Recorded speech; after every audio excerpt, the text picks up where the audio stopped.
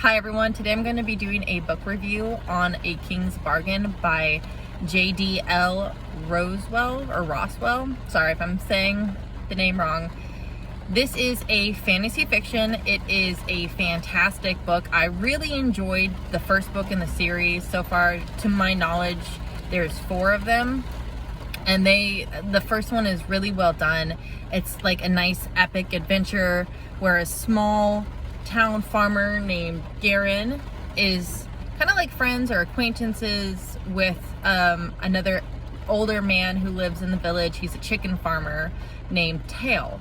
And one day Garen is visiting Tail and a mysterious person comes by that you later find out is an elf. But this mysterious person comes by and says that the king needs Tal for like a quest or a mission.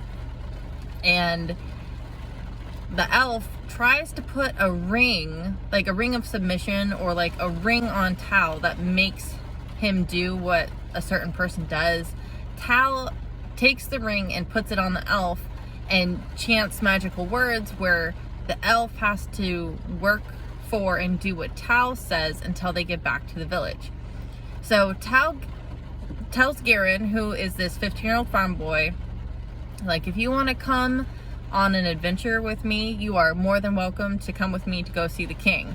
Now, Tal has only been, I think, to like a couple villages, and none of them anywhere far enough away from home to really be like considered an adventurer.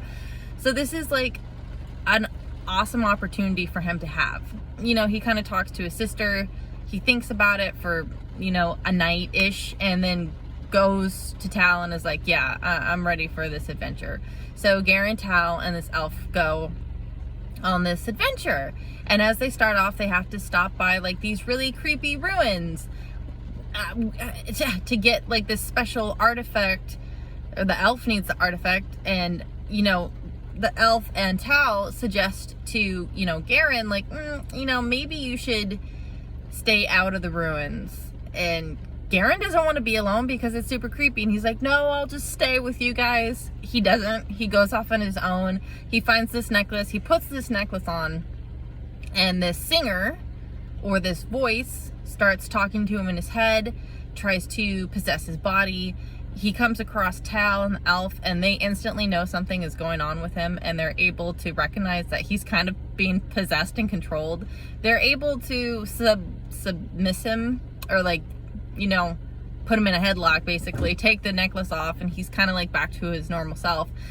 But since then, he's able to hear this voice in his head, and this entity is able to take over his body every once in a while, or will, you know, help him to produce magic, which he normally wouldn't because he's like a human. He has no experience. He's a farmer. So this entity that's now kind of sharing his body, or his essence in a sense, will help him in dire needs. Once they do finally get to the king feels like somebody is spying on him or trying to kill him because there's like a magical mirror in his room. The king's kind of douchey, okay? Let me just throw that out there. So while they're here, Garen figures out or finds out that Tal is actually this like well-known warrior. Like, everybody knows of Tal.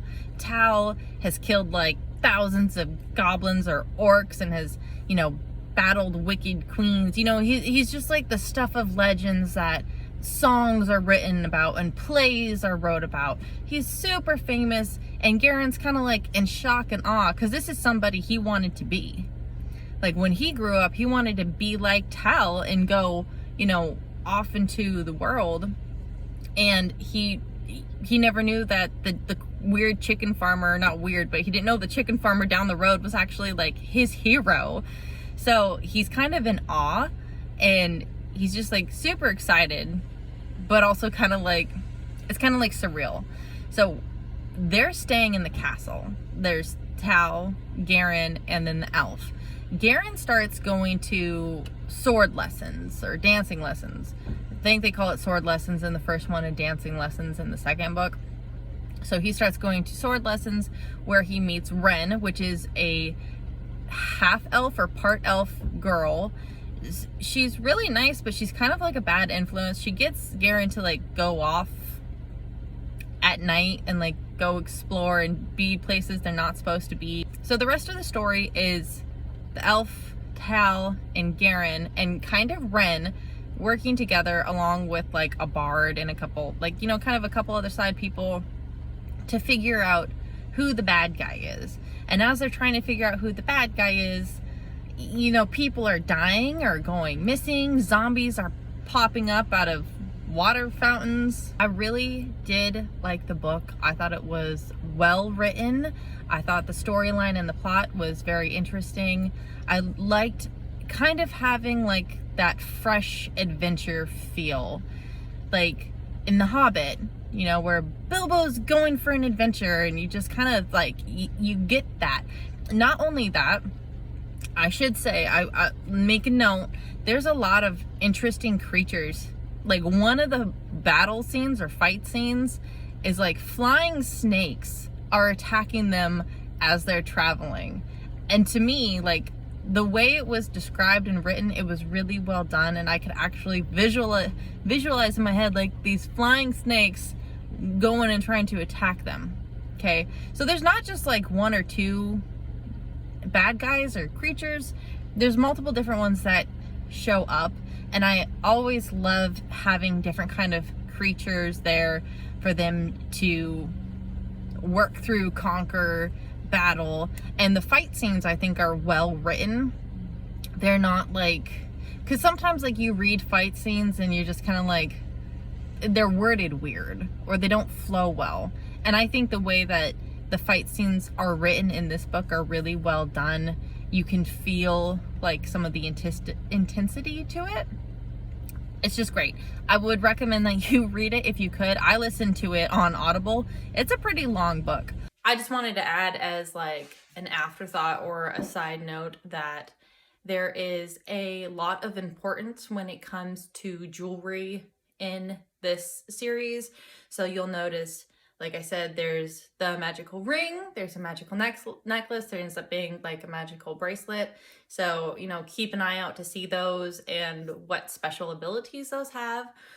Also, I did forget to note, and I wanted to include it in the review, that how Tail, more specifically, how he uses magic with sword, like with his sword, like when he's battling, he uses a combination of magic and swordsmanship, and it is really well done and it's really fluid, and the way the author created it has it make a lot of sense. He gets really in-depth too in the magic and the spell casting part of the series. Thank you guys for watching. I hope you have a wonderful day. The next book I will be reading is Blackest Heart, The Forgetting Moon. It's the book after that we're reading next. And I'm almost done with A Girl in the Corn, which is a horror one. So I can't wait to finish that, like share with you guys like the craziness of that one. Anyway, thanks again. Bye everyone.